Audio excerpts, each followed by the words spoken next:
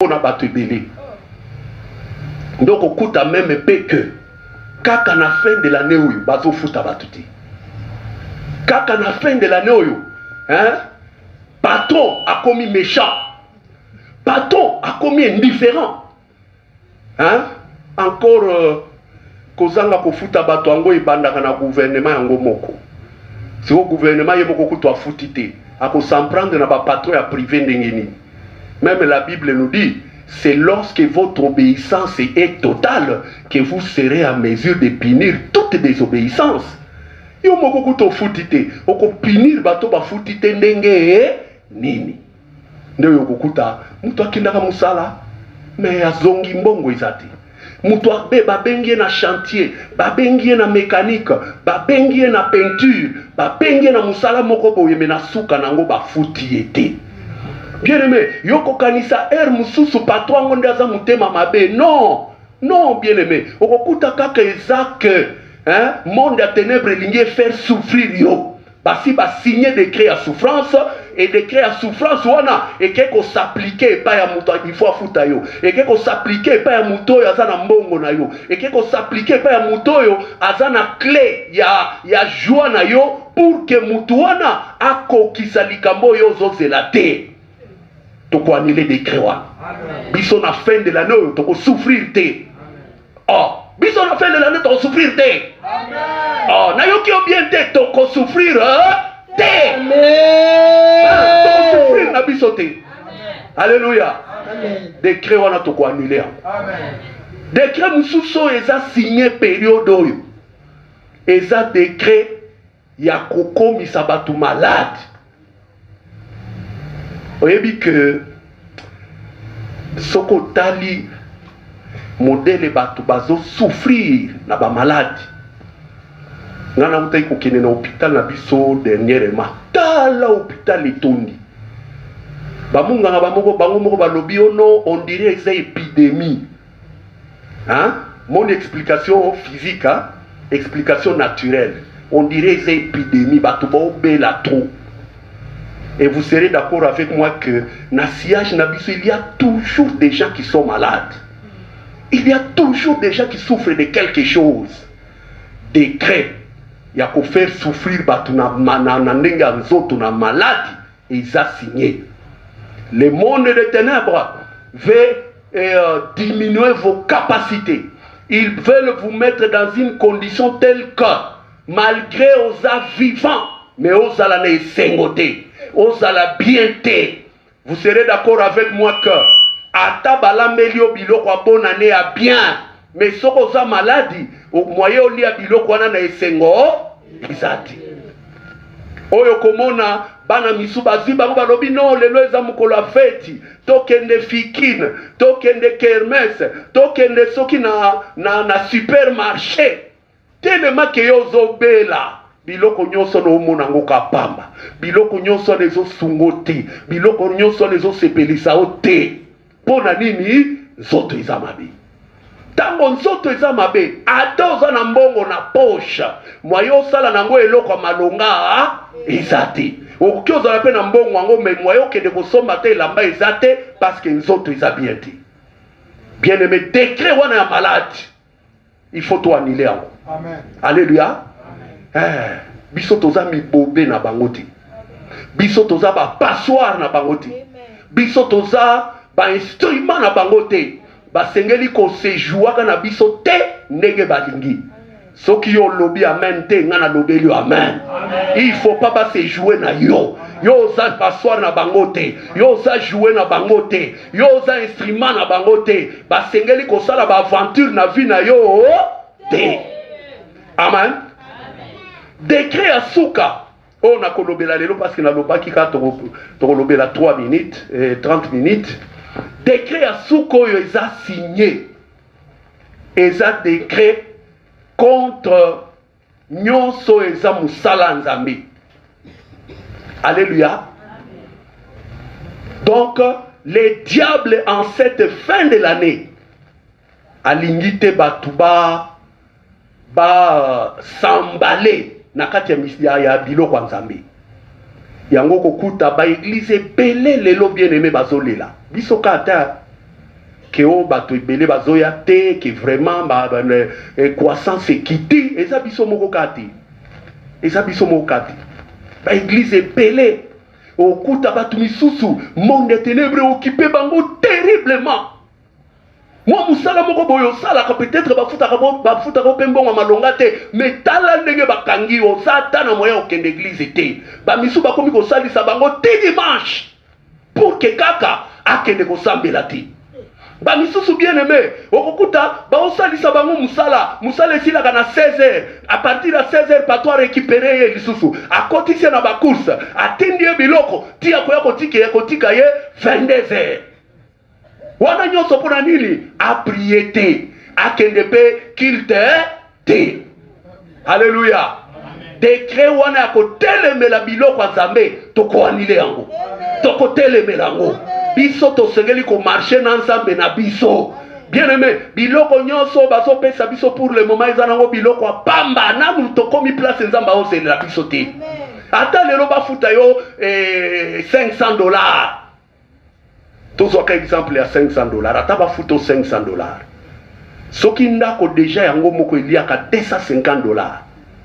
Mwana na yo na classe basengaka ye $200 kolia ko ba transport ba nini okuta eleki quoi ça $50 o etikalaki okuta ke na $500 na yo oza kaka pauvre. Yango bien aimé, il faut to poussanaka bien et pas y a les donateurs. Il faut to kangamaye bien, lui disant que nano ekokite, nano esimbite, bakisa, lukela biso misala ya malonga, oye kofungole la biso ba vie. Si qu'on a boya que o kangamana les donateurs pour qu'à continuer comme matisa yo, okuta monde ya ténèbres emballé patron na yo et emballé place au salaka. Bakangi oza lisusu atana ta koya na église te. Ngana telemeli likamboana. Parce que na yebi ke na koya na église, nzamba ko fungolelo musala malonga. Nzamba ko fungolela yo e ba ouverture ya kitoko. Oye ko sala ke yo pe okoma à l'aise. Alléluia. Ko se contenter na nous te na oyo zwaka parce que oyo zwaka et kokina nous na vie na yote. Amen. Amen. Voilà. Na lobayi to exhauster 30 minutes to suka wana telema to samé. Soko milinga a prier bien aimé.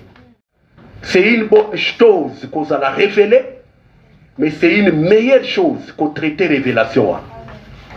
Ndeo yo na et c'est que ça a mis pas prophète ayebisio non bakanga vina yo tata moi sinabino papa leki na yo en tout cas bakanga vina yo pe ou bien en tout cas il faut prier makasi hein.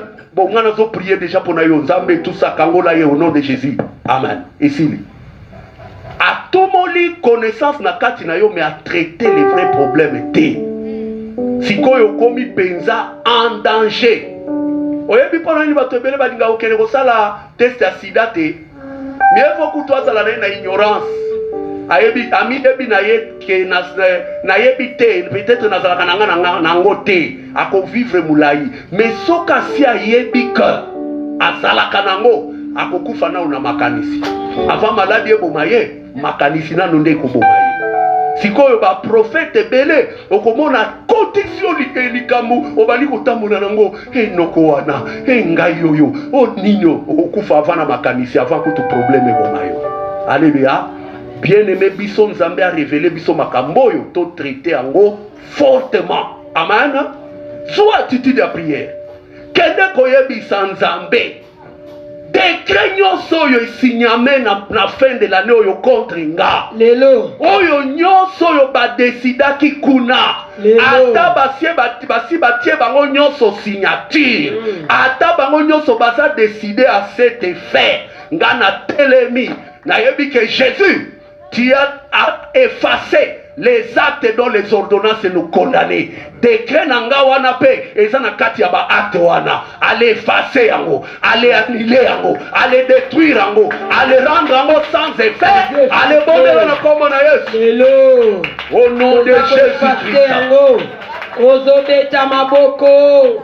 Baka ko effacer yango. Effacer. Par le nom de Jésus. Au nom de Jésus. Par le nom de Jésus. Au nom de Jésus-Christ. Osako effacer yango. Nyonso na bomoi na yo.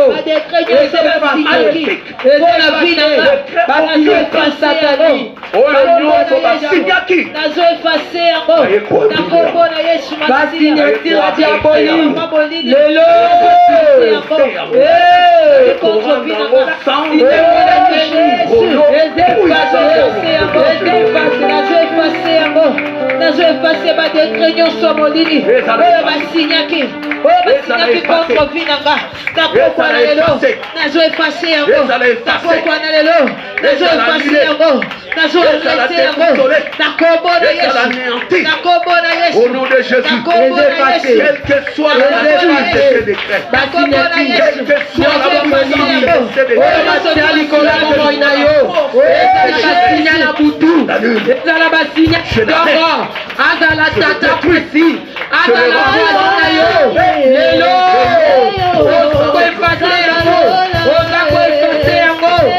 nom de Jésus, décret nyonso ya liwa musala nyonso oyo basi basali na monde ya ténèbres esalema na bandoki, esalema na bachef coutumier, esalema na banganga lelo, esalema na baokiltiste lelo, oyo nyonso basi badeside contre yo na fin de l'année oyo, oyo nyonso badeside na famille na bino contre yo, oyo nyonso badeside na monde ya ténèbres contre famille na yo, eke totelemi topose bango Colossiens chapitre 2 verset 14. Il a effacé l'acte dont les ordonnances nous condamnaient. Allez effacer au nom de Jésus,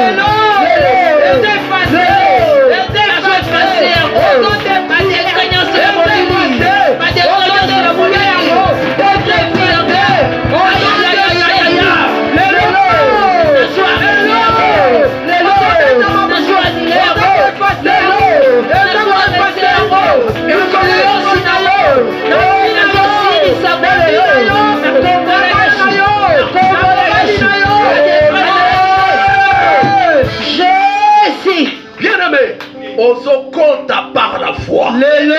Bisika nyonso basalelaki misala wana. Bisika nyonso liste moko etiama batia kombo na yo. Batia kombo ba famille na yo. Liste moko boye bien aimé, eza bien ficelé, eza bien entretenu. Bayebi que na fin de l'année oyo, to na début de l'année prochaine, okokufa, famille na bakokufa, okolela na famille na bino. Ozokota par la foi na monde ya ténèbres. Ozokota avec la puissance de Jésus. Liste nyonso, agenda nyonso, programme nyonso aligné.